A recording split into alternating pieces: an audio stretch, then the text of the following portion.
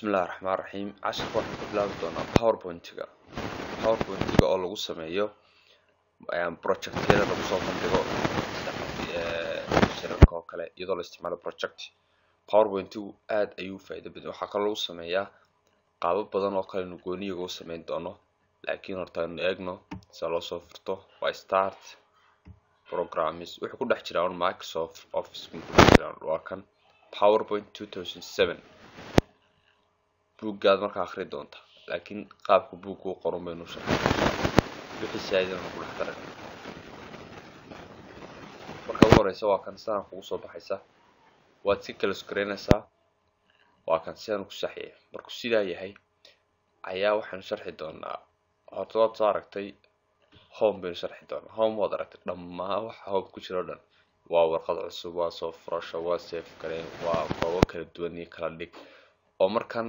laakiin tana muhiima save as tan waa fiican sharxna. markaad rabto inuu project-ga diyaarsay screen-ka hal mar qabsado ayaa waxa lagu diyaariyaa PowerPoint show. laga dadku waxaan ku diyaarsay warqad caadi u noqonaya, laakiin markaad rabto inuu screen-ka si wada qabsado oo presentation yani mashruuc wax la soo jeedinayo PowerPoint show baa lagu save gareeyaa. bal tijaabi imika halkan nagu qor barashada PowerPoint.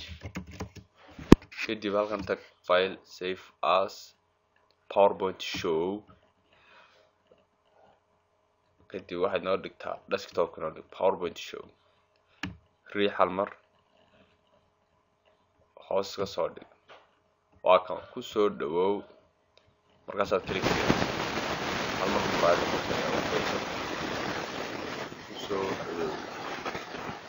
barashada PowerPoint. marka qaabka rabto ayaa wax loo sameeyaa save as. markaasaa lagu save gareeyaa PowerPoint show. inta kale oo isku mid ah ku saarka halkaa ma baahan yahay. waxaa muhiima intaas markaa u faahfaahiyo obina waxaad soo furanaysaa un kii hore kugu kaydsanaa. waxaanu samayn doonaa inta hore dhawaad aragta. markaad hay'ad saa u saarto inta hore dhawaad aragta. copy waad aragto, paste-na badan bay ahayd waad aragtay, cut waad aragto, jarid bay ahayd, undo waa ka noqosho. inta cusub waa intan kankaa yara cusub slideska ima ku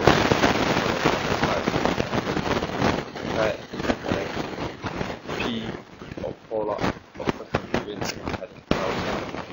oo farta u leeyahay sabab jiifta soo aragtay andar la soo aragtay farta la bedelayo oo soo aragtay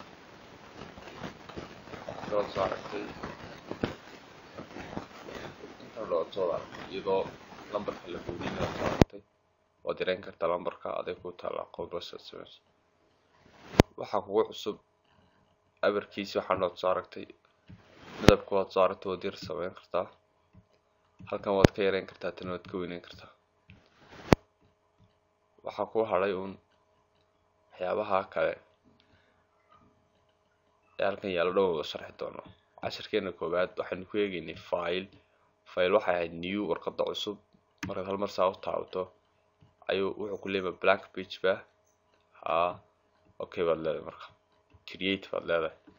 haddii aad rabto inaad mid hore kugu save gareysna u soo furatana waa open. marka taada halkan uu ku imanaya kanoo kale midalan open baad leedahay.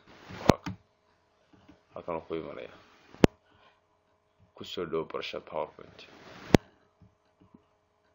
save waa kaydintii, laakiin iyadu waxay u kaydinaysaa caadi warqadahan. laakiin markaad rabto screen inuu qabsado PowerPoint show baad isku kaydinaysaa. printing waad aragtay isaga waa print proof warqadu qaabka soo baxaysa waa sida.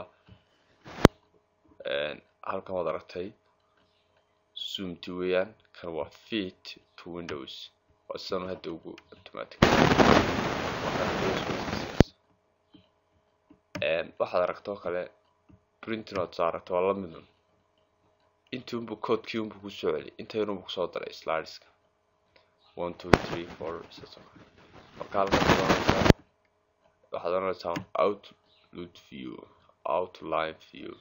marka haddaad slides rabto slaarka rabto halkan ka daabici karto waxaa leeyahay slaarka tobnaad ilaa hebel saasoo kale masala taasaynu ku joojina cashirkeena koowaad